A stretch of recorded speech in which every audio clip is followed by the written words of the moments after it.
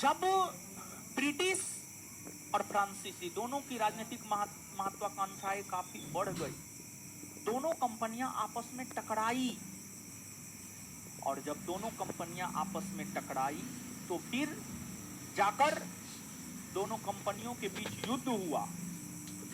और दोनों कंपनियों के बीच जो युद्ध हुआ है, उस युद्ध को इतिहास में कर्नाटक का युद्ध कहा जाता है। उस युद्ध को इतिहास में कर्नाटक का युद्ध कहा जाता है। और आपसे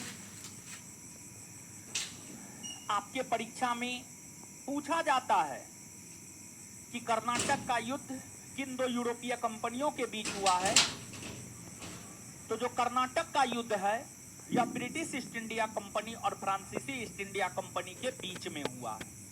जो कर्नाटक का युद्ध है, कर्नाटक का युद्ध जो है आपको ब्रिटिश ईस्ट इंडिया कंपनी और फ्रांसीसी ईस्ट इंडिया कंपनी के बीच में हुआ है। और देखिए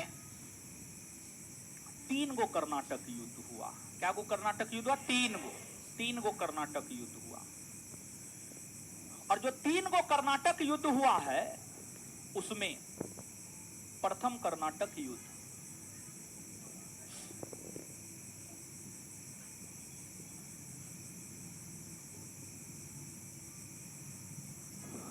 प्रथम कर्नाटक युद्ध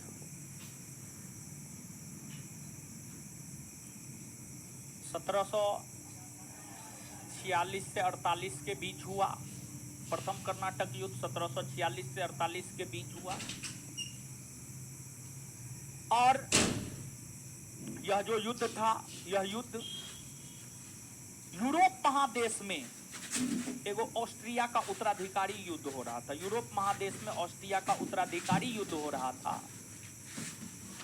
और यूरोप महादेश में जो ऑस्ट्रिया का उत्तराधिकारी युद्ध हो रहा था, उस युद्ध से प्रथम कर्नाटक युद्ध प्रभावित था।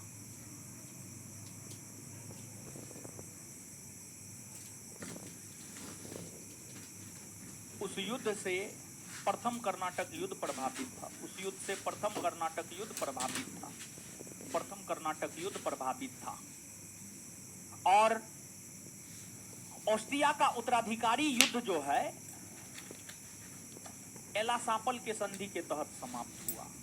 ऑस्ट्रिया का उत्तराधिकारी युद्ध जो है एलासापल के संधि के तहत समाप्त हुआ। ऑस्ट्रिया का उत्तराधिकारी युद्ध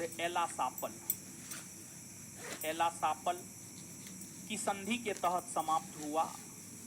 और जब एलासापल के संधि के तहत ऑस्ट्रिया का उत्तराधिकारी युद्ध समाप्त हुआ तो इसी संधि के तहत जो है आपको प्रथम कर्नाटक युद्ध भी समाप्त हुआ। एलासापल की संधि के तहत ही जो है आपको प्रथम कर्नाटक युद्ध भी समाप्त हुआ। और यह युद्ध 1748 में हुए एलासापल की संधि के तहत समाप्त हुआ। ये तो ठीक है, लेकिन कहा जाता है कि इस युद्ध का जो तत्कालिक कारण बना था, इस युद्ध का तत्कालिक कारण यह बना था, फ्रांसीसी जहाज को अंग्रेजों ने लूट लिया था। फ्रांसीसी जहाज को अंग्रेजों ने लूट लिया था। और फ्रांसीसी जहाज को जो अंग्रेजों ने लूट लिया था, वही घटना प्रथम कर्नाटक युद्ध का तत्कालिक कारण बना था। फ्रांसीसी जहाज को जो अंग्रेजों ने लूट लिया था, वही घटना प्रथम कर्नाटक युद्ध का तत्कालिक कारण बना था। और फिर प्रथम कर्नाटक युद्ध भारतीय पृष्ठभूमि में ब्रिटिश और फ्रांसीसी ईस्ट इंडिया कंपनी के बीच हुए, जो ऑस्ट्रिया के उत्तराधिकारी युद्ध से प्रभावित था। ऑस्ट्रिया का उत्तराधिकारी युद्ध जिस संधि के तहत समाप्त हुआ, उसी संधि के तहत जो है आपको प्रथम कर्नाटक युद्ध भी समाप्त हुए। इसके बाद द्वितीय कर्नाटक युद्ध। बात अगर आप द्वितीय कर्नाटक युद्ध की करेंगे तो जो द्वितीय कर्नाटक युद्ध है, यह युद्ध 1749 से 1754, कुछ बुक में 53 भी रहता है, ठीक है, 53 भी चल सकता है, 54 भी चल सकता है। 54 चलेगा, ज्यादा बेटर है 54, समझ गए, ज्यादा ऑथेंटिक है 54। कुछ बुक में 53 भी देखने को मिलता है। नोट में हो सकता है आपको 53 हो, तो उसको आप 54 कर लीजिएगा, कोई दिक्कत नहीं। तो जो आपको द्वितीय कर्नाटक युद्ध है, यह 1749 से 54। और यह युद्ध किससे प्रभावित है आप समझिएगा। यह युद्ध भूमि में होने वाले उत्तराधिकारी युद्ध से प्रभावित है। यह युद्ध हैदराबाद के उत्तराधिकारी युद्ध और कर्नाटक के उत्तराधिकारी युद्ध से प्रभावित है। यह जो युद्ध है, यह युद्ध आपको हैदराबाद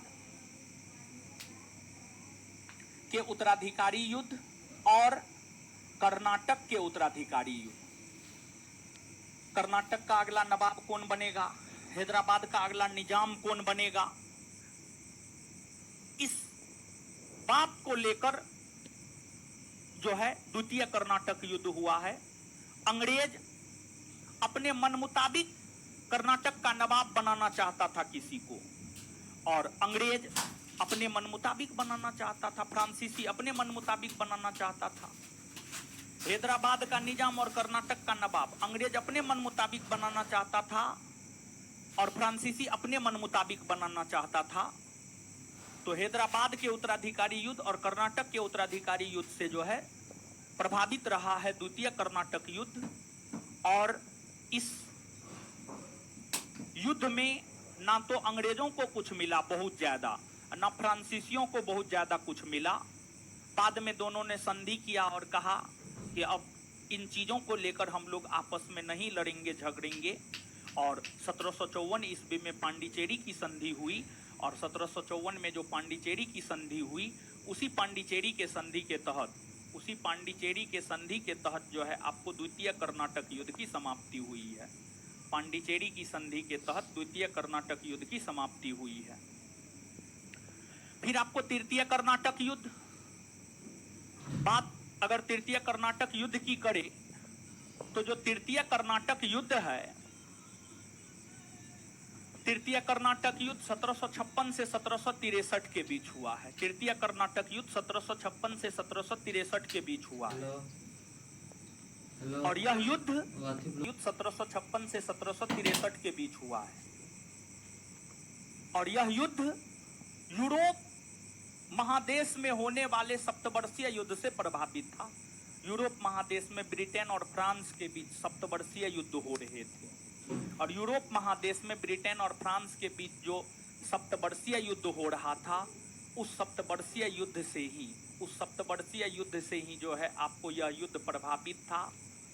और यह सप्तवर्षीय युद्ध फ्रांस और ब्रिटेन के बीच हुआ था, और फ्रांस और ब्रिटेन के बीच यह युद्ध 1756 से 1763 के बीच हुआ था।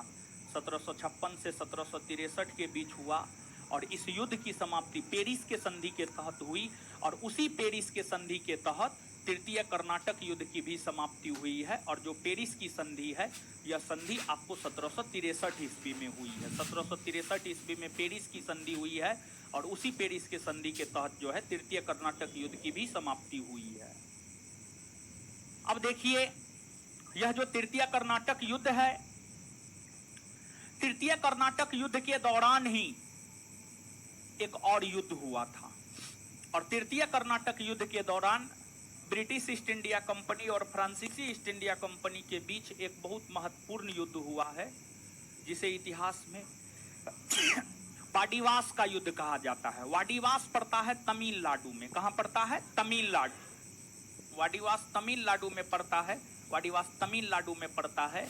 और तमिलनाडु के वाडिवास नामक स्थान पर, तमिलनाडु के वाडिवास नामक स्थान पर जो है, तमिलनाडु के वाडिवास नामक स्थान पर युद्ध हुआ है। और तमिलनाडु के वाडिवास नामक स्थान पर युद्ध हुआ है, जिसे वाडिवास का युद्ध कहा जाता है। और यह युद्ध 22 जनवरी 1760 को हुआ था। और यह युद्ध British east India company, British east India company और फ्रांसीसी ईस्ट इंडिया कंपनी के बीच हुआ है। फ्रांसीसी ईस्ट इंडिया कंपनी के बीच हुआ है। और इस युद्ध में ब्रिटिशों के तरफ से नेतृत्व कर रहा था सर आयरकुट कर रहा था। और फ्रांसीसियों के तरफ से नेतृत्व कर रहा था काउंट लाली कर रहा था। और इस युद्ध में आयरकुट की जीत हुई, काउंट लाली की हार हुई। तत्पश्चात काउंट लाली को बंदी बना लिया गया अंग्रेजों ने बंदी बनाकर इसे ब्रिटेन लाया, कुछ दिनों तक ब्रिटेन में रखा, फिर फ्रांसीसियों को सौंप दिया और फ्रांस के सम्राट ने काउंट लाली को युद्ध हारने के कारण फांसी पर लटका दिया, इसको फांसी पर लटका दिया। और यह जो वाडिवास का युद्ध है, यह ब्रिटिश ईस्ट इंडिया कंपनी और फ्रांसीसी ईस्ट इंडिया कंपनी के बीच होने वाले युद्धों में सबसे प्रमुख युद्ध माना जाता है। और इस युद्ध से ही भारत में फ्रांसीसियों का पतन हुआ माना जाता है। यह जो युद्ध है, इस युद्ध से ही भारत में फ्रांसीसियों का पतन, इस युद्ध से ही भारत में फ्रांसीसियों का पतन हुआ माना जाता है। इस युद्ध से ही भारत में फ्रांसीसियों का पतन हुआ माना जाता है। और फिर फ्रांसीसियों का पतन हो गया, लेकिन फिर भी फ्रांसीसी जो है पुडुचेरी, यनम, कराईकल, यानी खास तौर पर जो पुडुचेरी या पांडिचेरी केंद्र शासित प्रदेश है, पुडुचेरी केंद्र शासित प्रदेश है, जिसके अंतर्गत माहे, यनम, कराईकल, पुडुचेरी जिला सब आता है। इन क्षेत्रों में जो है फ्रांसीसी आज़ादी तक बने रहे, आज़ादी के बाद भी बने रहे। 1954 ईस्वी तक जो है फ्रांसीसी पुडुचेरी, यनम, कराईकल जैसे क्षेत्रों में बने रहे। और 1954 ईस्वी में फ्रांसीसी सरकार ने यनम, कराईकल, पुडुचेरी का क्षेत्र भारत सरकार को सौंप दिया। और फिर भारत सरकार ने पुडुचेरी को एक केंद्र शासित प्रदेश का दर्जा दिया, पुडुचेरी को एक केंद्र शासित प्रदेश का दर्जा दिया। और वर्तमान में भी पुडुचेरी भारत के भीतर एक केंद्र शासित प्रदेश बना हुआ है। और आज भी अगर आप जाएंगे पुडुचेरी के इलाका में, तो वहाँ पर फ्रांसीसी बस्ती जो है देखने को मिल जाएगा, फ्रांसीसी बस्ती देखने को मिल जाएगा, कैथोलिक चर्च देखने को मिल जाएगा, गोथिक स्थापत्य कला में निर्मित भवन देखने को मिल जाएगा। गोथिक स्थापत्य कला उस कला को कहा जाता है जिस कला के अंतर्गत पश्चिमी जगत में भवन सब बनते थे। जैसे हर क्षेत्र में भवन निर्माण का अपना एक अलग तौर तरीका है, भारत में भवन निर्माण का अपना अलग एक तौर तरीका है। जैसे कि बिहार में ही आप देख लीजिए, अलग अलग जगह पर आप जाएंगे, जैसे कि आप सुपौल के इलाका में जाएंगे तो अलग प्रकार से घर बनाए हुए आपको मिलेंगे, छपरा जाएंगे तो वहाँ पर अलग प्रकार से घर बनाए हुए आपको मिलेंगे। तो हर क्षेत्र में भवन निर्माण का अपना अलग एक तौर तरीका होता है। उसी प्रकार से जो है यूरोप के भीतर भवन निर्माण का अपना जो अलग एक तौर तरीका था, उसी को गोथिक स्थापत्य कला कहा गया। और जो ब्रिटिश जगत के लोग या फ्रांसीसी जगत के लोग या